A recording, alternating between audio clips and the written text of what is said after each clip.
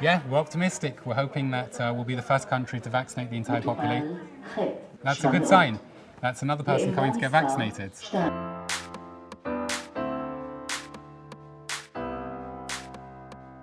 Magen David Adom, as Israel's national EMS organization, we try to be prepared for the unexpected. No one expected a pandemic of this size to affect us the way which we did.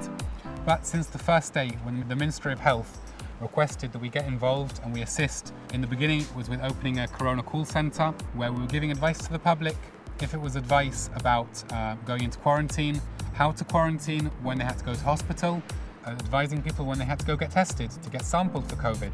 We also then opened up our COVID testing stations. If it was the drive-through, which at the peak could sample tens of thousands of people a day.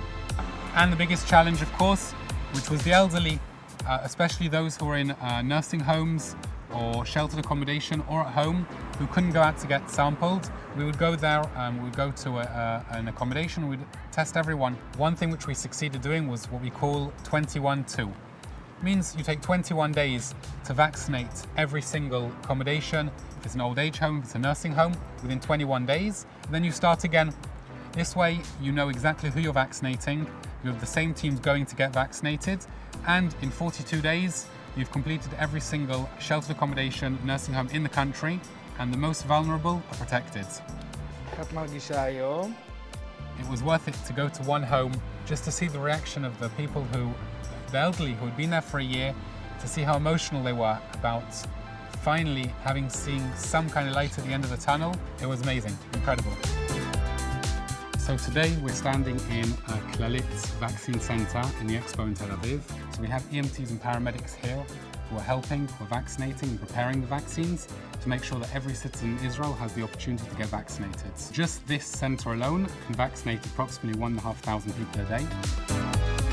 We have what's called MDA in the community, using telemedicine, sending paramedics and EMTs to the houses of patients, and especially those with COVID, checking them and doing medical tests in the house, including blood tests. The results are sent online to a doctor who will speak to the patient, who will give advice, he will give prescriptions, and most importantly, keep the patient at home without him going to hospital. This system can keep up to 30% of patients out of the hospitals, out of the emergency rooms, and reduce the pressure which the hospitals are facing.